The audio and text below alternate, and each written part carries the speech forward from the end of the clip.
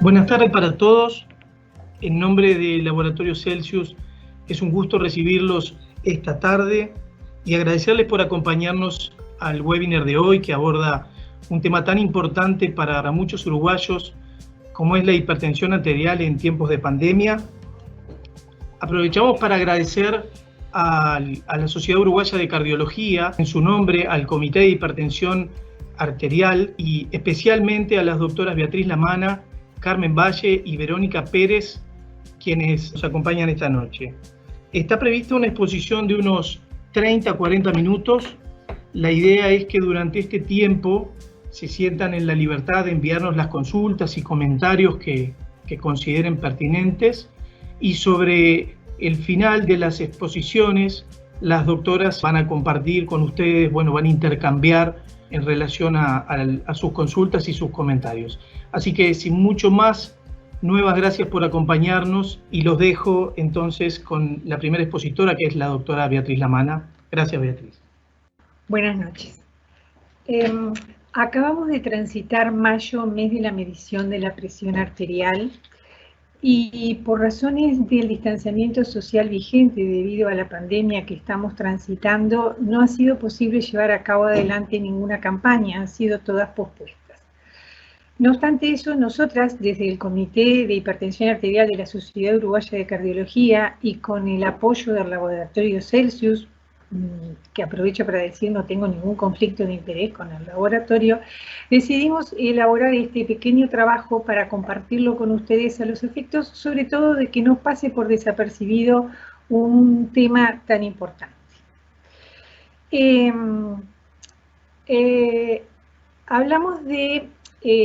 Cuando hablamos de hipertensión arterial, ¿qué es hipertensión? Porque la hipertensión es la presión arterial y la patología vascular y el compromiso renal van de la mano, pero se ha decidido hablar de hipertensión arterial en el joven, en el adulto de mediana edad y en el adulto mayor, cuando los beneficios de su tratamiento, ya sea higiénico, nutricional o farmacológico, son superiores a lo que son sus riesgos.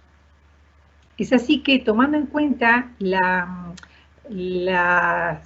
pautas o los valores que nos marca la Sociedad Europea de Cardiología y la Sociedad Europea de Hipertensión Arterial, hablamos de hipertensión arterial cuando tenemos cifras de presión arterial sistólica superiores a 140 y diastólica superiores a 90. Cabe aclarar que este valor de corte que nosotros, en el que nosotros nos estamos apoyando también fue el elegido por el consenso realizado por la Sociedad Argentina de Hipertensión Arterial. Estamos hablando de una patología de una alta prevalencia.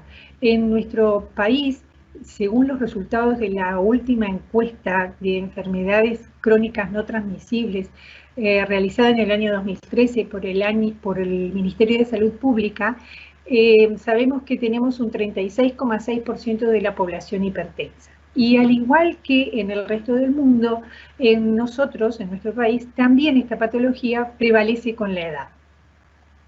Este dato está bueno que lo tengamos presente para el resto de la presentación, porque si nosotros tomamos en cuenta que la edad media de fallecidos por COVID, o sea, por la enfermedad del nuevo coronavirus, ronda los 80 años, quizá pueda ser que haya una sobreestimación de los datos entre hipertensión arterial y morbimortalidad por esta enfermedad. Pero en eso, más adelante, Verónica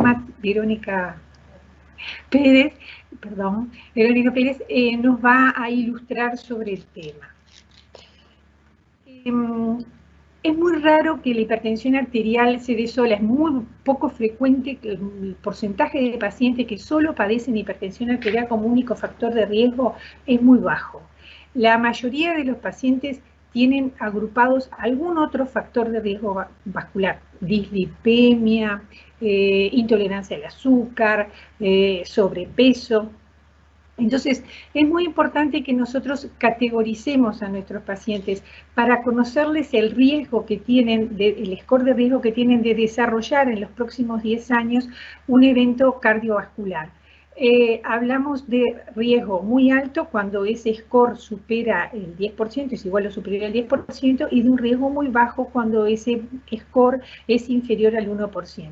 Y en esa categorización es importante que tengamos presente si el paciente es portador o no del daño orgánico inducido por la hipertensión arterial. Este es un término nuevo que se ha acuñado en estas últimas guías, que viene a sustituir el término del daño de órgano blanco.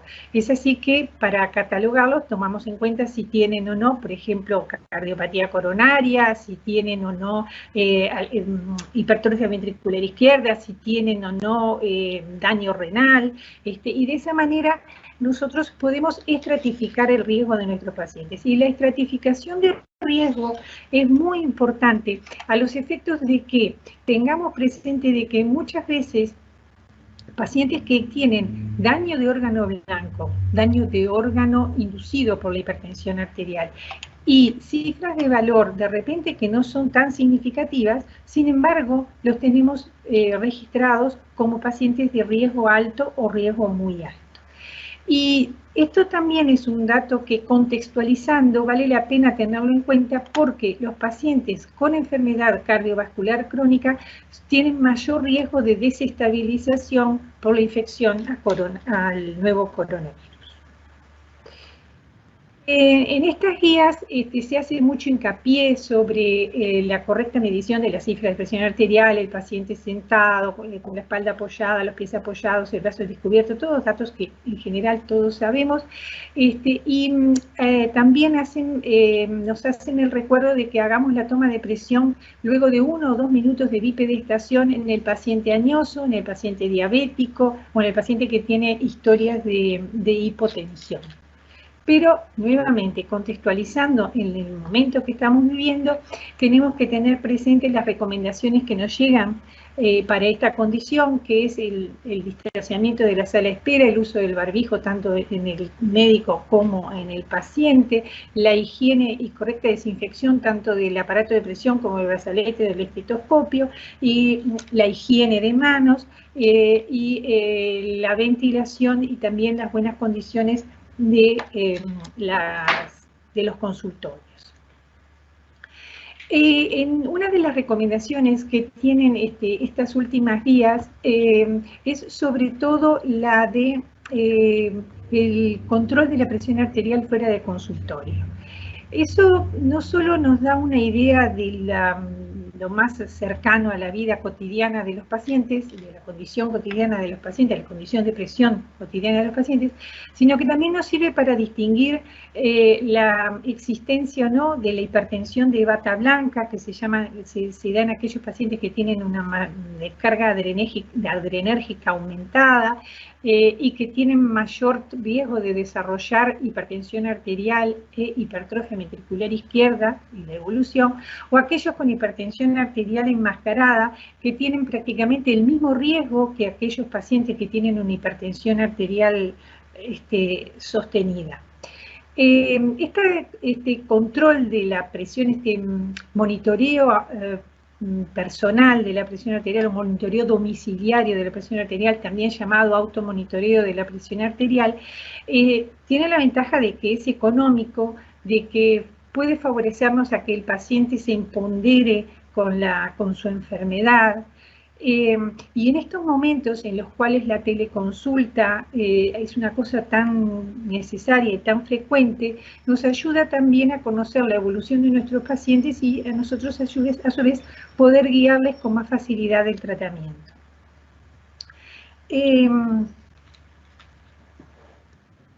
Cuando nosotros hablamos también del MAPA, que es un control también fuera de la consulta, que es el monitoreo ambulatorio de presión arterial, tiene la particularidad de que este estudio es más costoso, pero también se usan valores de corte, como ven, un poco inferiores, pero también es muy útil porque nos permite distinguir si existe el descenso que debe de existir del 10% de la presión arterial, tanto en la sistólica como en la diastólica, en las horas del sueño. que su ausencia nos habla de un peor pronóstico en estos pacientes. Y a su vez, su ausencia nos tiene que hacer pensar en la posibilidad de que exista el síndrome de apnea, hipoapnea obstructiva del sueño, o que sea un paciente que tenga un mal descanso, o a veces se ven los pacientes añosos, o también en las neuropatías diabéticas. El monitoreo domiciliario de presión arterial obviamente es más económico, más fácil de acceder. Puede tener errores y pueden haber, porque depende del estado cognitivo del paciente, pueden haber pacientes obsesivos con la toma permanente de la cifra de presión arterial, pero nos ayuda mucho porque podemos hacer el seguimiento. Y lo que tiene, la contra que tiene el domiciliario con el mapa justamente es que el domiciliario es estático y además de ser estático no nos puede medir, no nos puede decir cómo es la noche, el descanso del paciente. Las guías también nos hacen mucho hincapié en una evaluación adecuada del paciente, sobre todo la evaluación clínica, en el que siempre estemos atentos en la búsqueda de una hipertensión arterial secundaria, indagando si toma de otros medicamentos aparte de indicaciones cardiológicas, o si no está tomando nada cardiológico pero está recibiendo algún medicamento, o hábitos de vida con consumo también de sustancias. Y también acá tenemos, nos muestran en la diapositiva los estudios básicos que tenemos que tener de nuestros pacientes. Y a su vez después nos queda un tema importante que es cuándo es que tenemos que derivar, porque la hipertensión arterial es una patología que se puede atender perfectamente en el primer nivel de asistencia y que lo pueden hacer. No tiene por qué ser siempre un especialista el que lo ve. Pero hay casos en los cuales es conveniente tener presente que hay que derivar, como es cuando uno sospecha una hipertensión arterial secundaria, en aquellos pacientes jóvenes en que tienen cifras de presión sistólica por arriba igual o superior a 160 y diastólica igual o superior a 100, en aquellos pacientes en los cuales los tenemos con todo el tratamiento, con los 3 fármacos básicos, incluido un diurético a dosis máxima, igual el paciente no responde. Cuando tenemos que instalar un tratamiento vinculado más al daño producido por la hipertensión arterial en sí, por ejemplo, cardiopatía coronaria o arritmias, una aparición repentina de hipertensión arterial maligno grave, que en realidad esto quiere decir que tiene un comportamiento grave. Estamos hablando de aquella que se da en el paciente ya, por ejemplo, con un edema agudo de pulmón, o en el que estamos sospechando que pueda estar teniendo un infarto o una disección de aorta. Y después también la hipertensión y el embarazo, en el cual hay que ver si estamos frente a una hipertensión preexistente y un embarazo, a una hipertensión gestacional, o a una hipertensión preexistente con una hipertensión gestacional. Y bueno, por acá nos vamos quedando en esta introducción y le damos la palabra a la doctora Carmen Valle, que nos va a hablar sobre el tratamiento. Buenas tardes, un gusto estar acá, agradecemos al laboratorio. Mi nombre es María del Carmen Valle, pertenezco también al Comité de Hipertensión Arterial de la SUC. Soy cardióloga clínica de cirugía cardíaca de Casa de Galicia y de la Asociación Española, y no tengo conflicto de intereses. Voy a hablar del tratamiento hoy, dado que nos vemos enfrentados a una nueva realidad sanitaria, en donde el aislamiento social preventivo ha cambiado los hábitos alimentarios y de actividad física, ha aumentado las alteraciones psicológicas como estrés y depresión, ha disminuido la oferta y la demanda de consultas médicas en patologías crónicas y ha aumentado la falta de adherencia secundaria a fake news en redes sociales y medios de comunicación.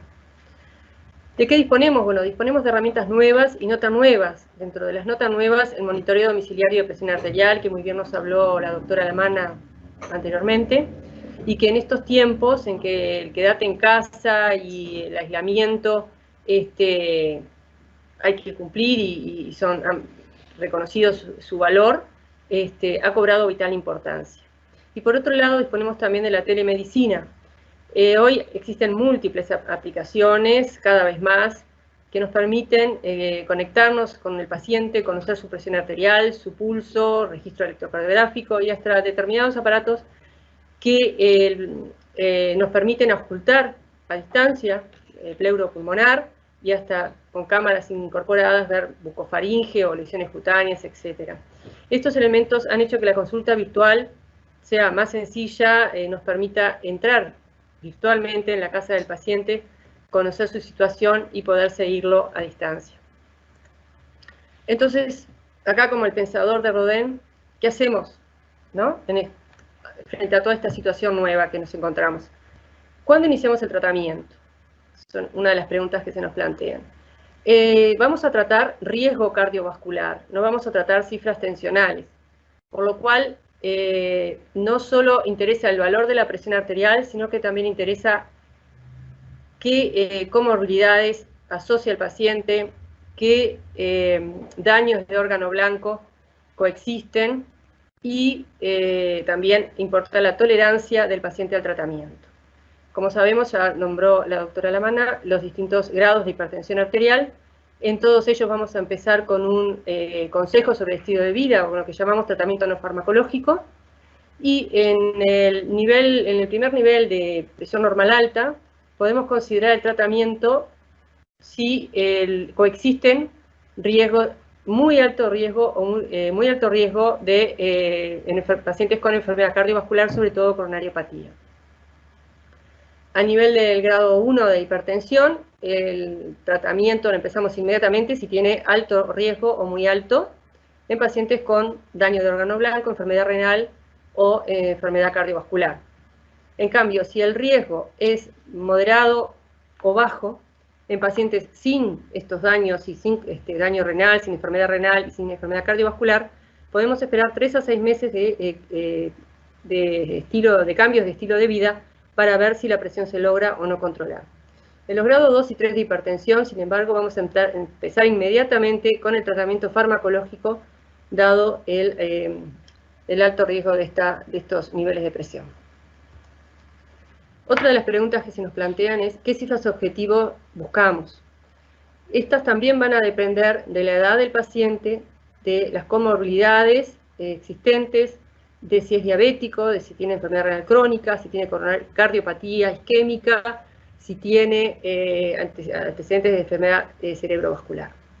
Según la edad, entre 18 y 65 años, nuestro objetivo va a ser 130 de presión arterial, o sea, entre 120 y 130, sabiendo que menor de 120, en general, ya ha demostrado que no es beneficioso bajar tanto la presión, y con la salvedad que en los renales crónicos, entre 140 y 130 es lo ideal, de sistólica, y entre 70 y 80 de diastólica. En los mayores de 65 años y hasta los 80, nos planteamos entre 130 y 140 de sistólica y 70 a 80 de diastólica. Y en los mayores de 80 años, que son nuestros pacientes más frágiles, que más comorbilidades se asocian, se plantea entre 130 a 140 y 70 a 80, siempre que sea bien tolerado. Dentro de las herramientas del tratamiento no farmacológico, la dieta, por todos conocida, hiposódica, rica en frutas y verduras, rica en potasio, líquidos no procesados, sin cafeína, y hoy que estamos aislados, que estamos en casa, tratar de cocinar en familia alimentos cardiosaludables, hipocalóricos, y promover también jugos caseros. La cesación de tabaquismo, fundamental en estos momentos, dado que el tabaquismo ha resultado ser un factor de riesgo para contraer COVID, así como para un peor pronóstico del mismo. El abandono del alcohol, ya por todos conocidos, y insistir en la vacunación antigripal y antineumocóxica de nuestros pacientes. Seguimos también el sobrepeso y la obesidad como factor de riesgo, y se demostró también que es un factor de riesgo para COVID y peor pronóstico del mismo. Hoy la obesidad ha aumentado, dado el aislamiento, dado la restricción a la movilidad que estamos viviendo, por lo cual instruir más que nunca a nuestros pacientes sobre qué comprar a la hora de ir al supermercado, de leer el etiquetado, de saber qué comen, qué contiene cada alimento y en qué proporción. Y el ejercicio físico, como decíamos, con el aislamiento, no es excusa el no poder realizarlo, Si estamos en teletrabajo, bueno, promover que cada media hora, cada una hora, levantarse, caminar en casa, subir escaleras. Si disponemos de un caminador, bueno, mejor que nada, mejor imposible.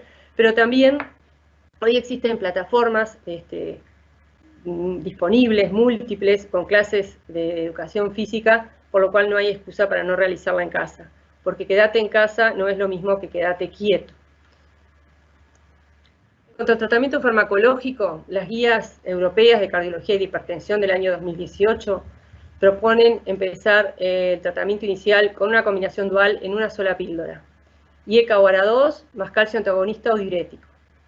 La salvedad de la monoterapia queda solo para la hipertensión leve, o sea, de bajo riesgo, o para aquellos pacientes añosos mayores de 80, frágiles. Si con esta combinación no logramos un control aceptable de las cifras tensionales, pasamos al paso 2, que ya tenemos una triple combinación también en una píldora con IECA o ARA2, más calcio antagonista y diurético. Y en el tercer paso, si no la controlamos, ya la consideramos como hipertensión resistente, agregado de espironolactona es de gran utilidad. También esto puede ser una etapa también para revalorar al paciente y derivar a un comité de hipertensión o a un centro más especializado. El uso de betabloqueantes queda restringido para aquellos pacientes con insuficiencia cardíaca, fibrilación auricular que requiera control de frecuencia, pacientes, mujeres jóvenes que estén planeando embarazo o estén embarazadas, así como insuficiencia cardíaca y cardiopatía isquémica. La Sociedad Argentina de Hipertensión Arterial, la FAC y la SAC, en el 2018 también han hecho un consenso que básicamente es muy similar al europeo y que dada la cercanía con nuestro medio, quería también mostrar. Entonces, ¿qué hacemos ahora? Si tenemos las herramientas, si conocemos la patología, si sabemos lo que tenemos que hacer, ¿por qué no logramos el control? ¿Por qué no logramos que los pacientes logren un control como queremos? Ya que es por todos conocido que es mundial el problema del bajo porcentaje de pacientes hipertensos que están realmente controlados. Entonces, está lo que llamamos adherencia al tratamiento como factor número 1 y causa de ese mal control. La OMS, en la prueba para la acción en el año 2004, define adherencia al tratamiento como el grado en que el comportamiento de una persona, tomar el medicamento, seguir un régimen alimentario y ejecutar cambios del modo de vida se corresponde con las recomendaciones acordadas de un prestador de asistencia sanitaria. De este documento, que los invito a leer porque está muy interesante, saqué 2 ítems para nombrar hoy. Uno, que se refiere a que la adherencia al tratamiento a largo plazo de las enfermedades crónicas en los países desarrollados promedia solo el 50%. Esto, el largo plazo, ellos consideran 2 años, o sea que a los 2 años de nosotros instituir un tratamiento, solo el 50% lo está cumpliendo. Por otro lado, ellos plantean que aumentar la efectividad de las intervenciones sobre adherencia terapéutica puede tener una repercusión mucho mayor sobre la salud de la población que cualquier mejora de los tratamientos médicos específicos.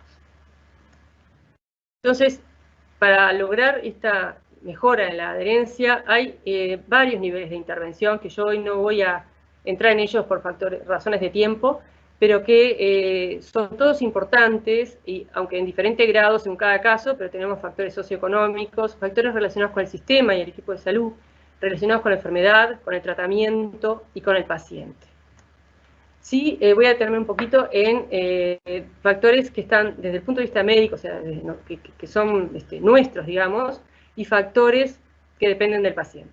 Desde el punto de vista médico, la inercia médica, el llevar a no cambiar una medicación subóptima por poco tiempo, porque poco interés, por burnout, por lo que sea, es uno de los más importantes en la falta de adherencia, así como las combinaciones irracionales, combinaciones de pronto que no están adecuadas a la rutina diaria del paciente, a su vida, y que le complican, y por lo cual no cumple el tratamiento. Hoy ya prácticamente no deberían de existir, dado que disponemos en el mercado de muchas presentaciones farmacológicas. Y desde el punto de vista del paciente, los olvidos. Está reconocido que los olvidos son la causa número 1 de mala adherencia a nivel mundial, dado que se trata de pacientes añosos en general, con muchas comorbilidades, por lo que deben de tomar muchos comprimidos al día, y los olvidos son una causa. Existen también muchas medidas para evitar esto, como poner alarmas, como contención familiar, como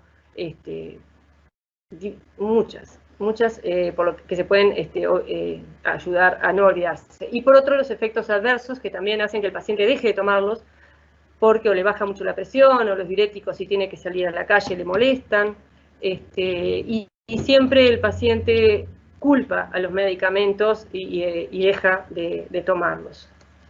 Entonces, acá con la expresión que tiene el doctor Paul Gallet, médico, homeópata y psiquiatra de Van Gogh, apesadumbrado, con expresión como de fracaso, no nos quedemos. Se puede mejorar esto y para ello vamos a ver unos tips. Y así finalizamos la presentación. Primero, como vimos, conocer el riesgo cardiovascular de cada paciente es la base fundamental para un buen tratamiento, optimizado y adecuado a cada paciente. Crear una alianza terapéutica, donde la base sea la confianza en el rol de experto-experto, donde el paciente es experto también en su enfermedad, no solo somos nosotros los expertos, y empoderándolos a tomar decisiones, a elegir dentro de lo posible qué tratamiento se le adecua más a su vida, y conociendo los posibles efectos adversos para que no lo abandone. El uso de la telemedicina hoy es una herramienta más que se quedó, que se va a quedar y que va a evolucionar aún más y que nos permite estar más cerca del paciente y a la vez, al poder seguirlo virtualmente, podemos también discriminar entre la necesidad de la consulta virtual o presencial. Cuando demos información, de que ésta sea confiable, que sea segura, que sea entendible y dar la posibilidad de que se nos pregunte, de que el paciente pueda evacuar sus preguntas. Promover actividades y actitudes saludables intradomiciliarias en estos tiempos de quédate en casa y planificar tratamientos simples y fáciles de cumplir. Muchas gracias. Los dejo ahora con la doctora Verónica Pérez.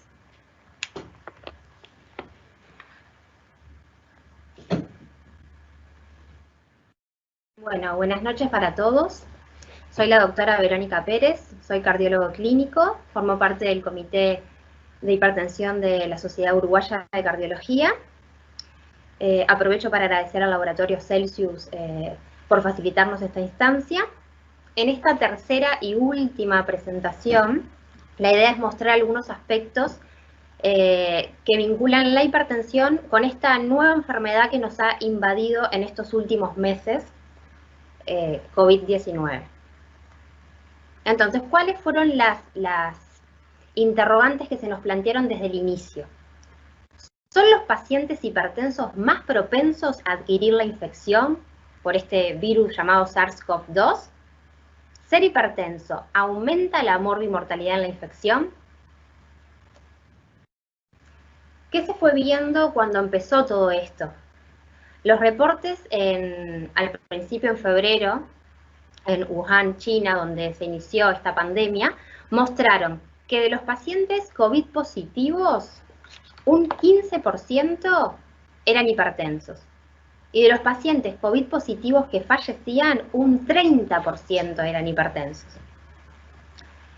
Más tarde, en reportes de Italia, en Lombardía, en abril, mostraron que de los pacientes COVID positivos ingresados a UCI, el 49% era hipertenso.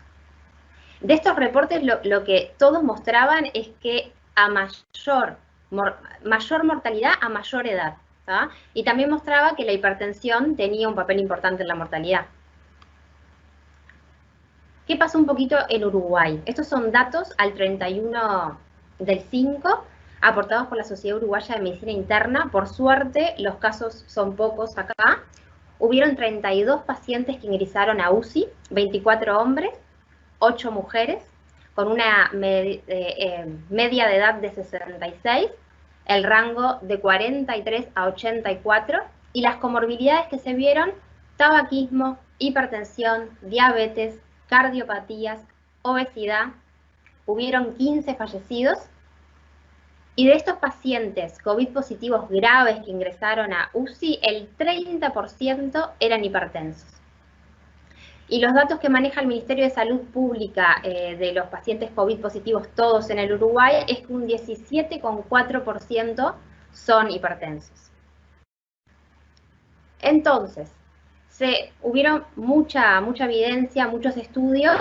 Este metaanálisis buscar a ver qué factores eran realmente los de riesgo para esta enfermedad.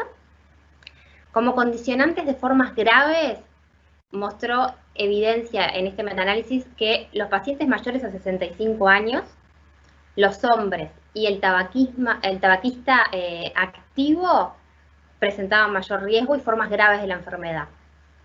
Y las comorbilidades asociadas, la enfermedad cardiovascular, la enfermedad respiratoria, la diabetes y la hipertensión también tenía su importancia. Pero también, como bien dijo Beatriz, la prevalencia de la hipertensión en la población aumenta con la edad. El 60% de los mayores de 60 años son hipertensos. Entonces, y también vimos que en esta enfermedad, a mayor edad, mayor morbimortalidad. Entonces, ¿cómo relacionamos estos puntos? En este metaanálisis lo que se quiso ver es eso, relacionar la hipertensión, la edad y la morbimortalidad.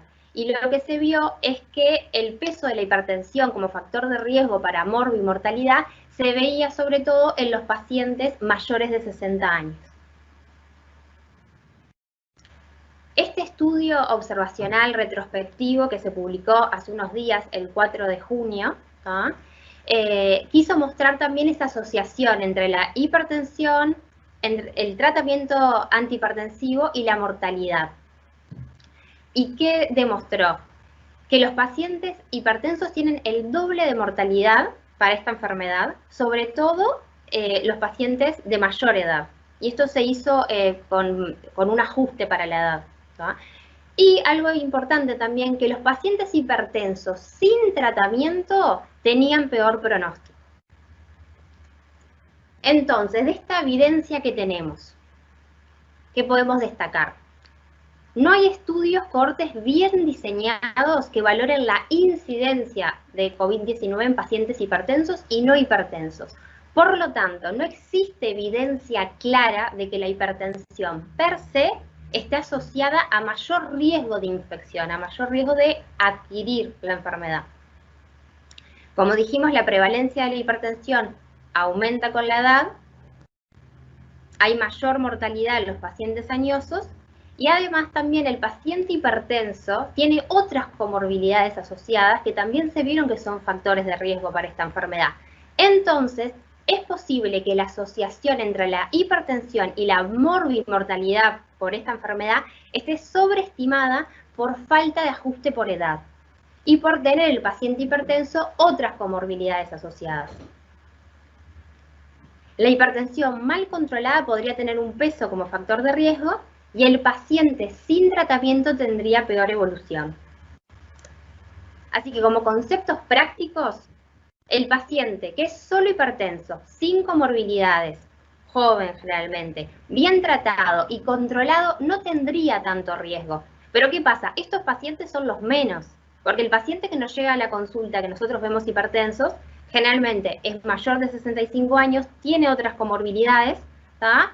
Entonces, ese paciente que nosotros estamos viendo hipertenso sí va a presentar mayor morbimortalidad para esta enfermedad. Y algo muy importante, que el paciente hipertenso sin tratamiento o los hipertensos mal controlados tendrían una peor evolución. ¿Qué otras interrogantes se plantearon? La relación de este virus con el sistema renina-angiotensina-aldosterona, que eso llevó a preguntarnos y hasta en algún momento a cuestionarnos el papel de los inhibidores del sistema renina-angiotensina-aldosterona en el tratamiento de los hipertensos por el riesgo de esta enfermedad. Entonces nos llevamos a plantear si debíamos cambiar nuestra conducta terapéutica frente al paciente hipertenso. Para entender esto tenemos que ver un poco de la fisiopatología de este virus, sin entrar en mucho detalle, lo que tenemos que entender es que este virus ingresa a la célula humana mediante el receptor, que es una enzima, que es el ECA2, que es la enzima convertidora de angiotensina 2. Esta enzima se presenta principalmente como un receptor de membrana, que está ubicado principalmente en el pulmón, en el corazón, en el endotelio, en el vaso, en la vía gastrointestinal y en el riñón.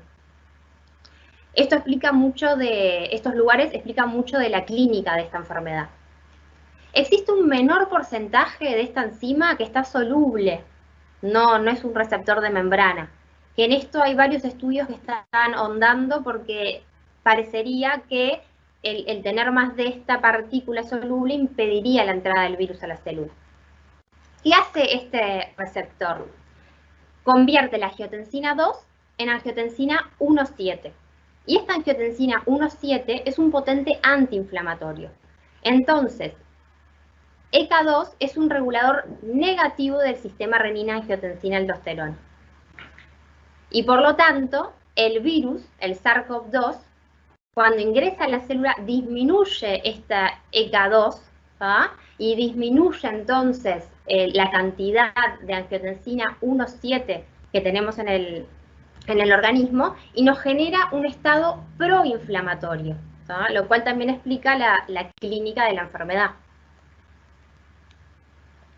Esto simplemente para ubicarnos dónde actúa la ECA2, que transforma la angiotensina 2 en angiotensina 1, como dijimos, y también para ubicarnos en la que nosotros conocemos más, la ECA común o la ECA1, que es la que transforma la angiotensina 1 en angiotensina 2, y es el blanco de acción de los IECA, los fármacos antihipertensivos, y después el receptor de membrana AT1, que es el blanco de acción de los ARA2. En el equilibrio entre estas dos enzimas es que se genera un estado más pro-inflamación, cuando tenemos más angiotensina 2, o un estado antiinflamatorio, cuando tenemos más angiotensina 1,7 y más ECA2. Entonces, al principio surgió la teoría de que los inhibidores del sistema renina-angiotensina, los IECA y los ARA2, serían facilitadores de esta infección porque en algunos estudios en animales se vio que ellos hacían una regulación positiva de ECA2, entonces nos dejaban con más ECA2 y el ECA2 era la puerta de entrada del virus, entonces favorecerían la infección. Esa era la teoría fundamental. Pero en paralelo también se vio que al uno tener más cantidad de esta enzima ECA2, teníamos mayor concentración de angiotensina 1,7, entonces tenemos un estado antiinflamatorio, contrario a la infección, que es como que nos defiende. ¿Qué pasó con la evidencia que surgió en estos meses? Bueno, aparecieron muchos estudios que quisieron probar esto, probar a ver si al tomar estos fármacos teníamos más riesgo de adquirir la infección, si al tomar estos fármacos teníamos más riesgo de marchar mal con esta infección. Y todos llegaron a la misma conclusión. Vieron que los pacientes que tomaban IECA y ARA2 no presentaban mayor mortalidad y de hecho hasta tenían una tendencia a tener una mejor evolución en la enfermedad. Y no se encontró ninguna relación en el riesgo de infección o riesgo de peor evolución de la enfermedad.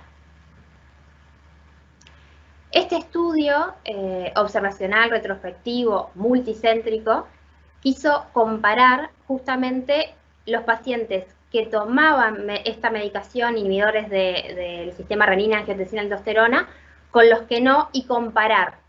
Y mostró una menor mortalidad por todas las causas en pacientes tratados con IECA y ARA2 en un ajuste multivariado, ¿verdad? Y el ajuste también de edad. Entonces, ¿qué tenemos? Que la evidencia o la teoría que al principio teníamos fue cambiando y justamente los inhibidores del sistema renina-angiotensina-aldosterona tendrían un papel protector muy lejos de lo que se pensó en un principio. De hecho, se habla de un efecto que tienen antitrombótico y antiinflamatorio, sobre todo a nivel pulmonar, que sería muy beneficioso para esta infección. Entonces, de la evidencia que tenemos, ¿tá? Que obviamente no son estudios randomizados, que podamos hacer una conclusión de causa-efecto, pero todos más o menos nos llevan a la misma línea. Entonces, ¿qué concluimos?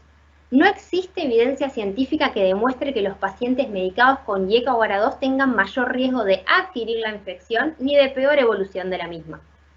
La evidencia existente apunta a un efecto protector de la inhibición del sistema renina-angiotensina-aldosterona en la infección por SARS-CoV-2. Y las sociedades científicas recomiendan no suspender el tratamiento con YECA y ARA2 en los pacientes hipertensos. Muchas gracias. Bueno, muchas gracias a las tres conferencistas por sus presentaciones muy claras y la verdad es que bien dirigidas a un tema de tanta actualidad. Tenemos algunas cuantas preguntas, por suerte, que nos siguen llegando, así que vamos a tratar de moderarlas como nos sea posible y atenderlas todas. La primera, bueno, de alguna manera se contestó en esta última presentación, porque nos pregunta un médico de Canelones, justamente tiene algunos cuantos pacientes tratados con ARA2, algunos cuantos con losartán, y le llegan a diario, por lo menos en estos días, preguntando si debe discontinuar el tratamiento y qué le podemos decir al respecto. Bueno, justamente que no, porque es como dijimos, al principio, que además todos nos asustamos, y dijimos, bueno, ¿qué hacemos? Porque al principio la teoría era de que no, facilitaban la infección. Y justamente la evidencia que ha salido en estos meses nos ha dado como dar vuelta a la página y darnos cuenta que es lo contrario. Entonces, es muy importante la no suspensión del tratamiento. No está demostrado que faciliten la infección ni que la empeoren. Sí hay evidencia de que el paciente que no está controlado, que ha suspendido la medicación, marcha peor. Entonces, claramente no hay que suspenderlo. Perfecto, muchas gracias. Tenemos otra pregunta que también de un médico que nos consulta. ¿Cuándo se considera un paciente que está tratado con monodroga y que no logra un control adecuado, cuándo se considera pasar a una terapia combinada? Bueno, muchas gracias por la pregunta. La monodroga, como vimos, según las guías, queda restringida para casos de hipertensión leve, con muy bajo riesgo, y sin que no asocien comorbilidades ni daño de órgano blanco. Por lo cual, prácticamente son pocos estos pacientes y serían el único caso que empezaríamos con droga. Esa es la pregunta, ¿verdad? La pregunta es, cuando un paciente que está en monodroga no logra un control adecuado, ¿cuál es el momento en que se decide pasar a una terapia combinada? Es un médico general de Canelones. Pasar a la terapia combinada no esperamos mucho. Si ya no logramos buenos controles de presión menores de 14,9, cuando dijimos no, el ideal es entre 130 a 140, 70 a 80, ahí ya le agregamos la segunda droga. Lo hicimos desde entrada. Prácticamente todos nuestros pacientes caen dentro de los grupos que requieren empezar con terapia dual, pero no demoramos, lo antes posible. Bueno, muy bien. Aprovechamos para volver a invitarlos a que nos envíen sus consultas. Tenemos el privilegio de tener a estas tres expertas aquí, así que vamos a aprovecharlas un ratito más. Pregunta Marcela Valentini, que además nos agradece mucho por el encuentro. Nos pregunta, bueno, mujeres jóvenes que planifican embarazo, en nuestra práctica general, lo que se hace es cambiar la nifedipina de acción prolongada o al fetamil dopa, que tiene una buena experiencia en nuestro medio, Sin embargo, las pautas internacionales casi no la mencionan. Bueno, y ahí habla de la poca disponibilidad del labetalol. Sí, no, de acuerdo contigo, Marcela. El labetalol prácticamente no hay disponibilidad en medio, o muy poca. Y bueno, las guías también plantean, ¿no? Si bien hay pocos datos, estudios, pero bueno, lo que se plantea, el caso protagonista de la aprobada, alfa-metiltopa o labetalol. Bueno, también tenemos asistentes de fuera de Uruguay que celebramos, así que desde Guatemala nos saluda Susana, le mandamos muchos saludos también. Y tenemos una pregunta que también viene de afuera, que nos consultan si en estos tiempos es recomendable dar ácido acetilsalicílico. Sí. Pero para el paciente hipertenso, si tiene indicación, factores de riesgo, coronariopatía asociada, digo, otras indicaciones que lo ameriten, sí. Prevención primaria, en general el ácido acetilsalicílico no lo usamos. No sé si hay... No, claro.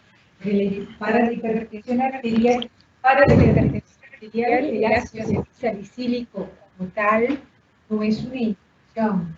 Y en el paciente hipertenso, por el uso del ácido salicílico no le prevenimos nada en especial. El ácido salicílico lo usamos en prevención secundaria, como dijo el colega, como dijo Carmen, cuando los pacientes son portadores de patologías musculares, pero no es indicación en la hipertensión arterial per se. Bueno, muy bien. Tenemos algunas otras preguntas que vienen de fuera. Nosotros también, por razones de tiempo, estamos tomando nota de todo y vamos a quedarnos con algunos mails eventualmente para mandar las respuestas, pero estamos ya son las 19, casi 50, así que llevamos un buen tiempo compartiendo este espacio. Quisiéramos agradecerle de nuevo a la Sociedad Uruguaya de Cardiología, particularmente al Comité de Hipertensión Arterial y especialmente a ustedes tres que nos acompañaron, nos dedicaron este rato para compartir también con el resto de los participantes que se han mantenido firmes hasta esta hora. Así que, de nuevo, muchas gracias para todos. Estamos cerrando la actividad. Doctoras, muchas gracias. Pueden saludar a los asistentes. Muchas gracias.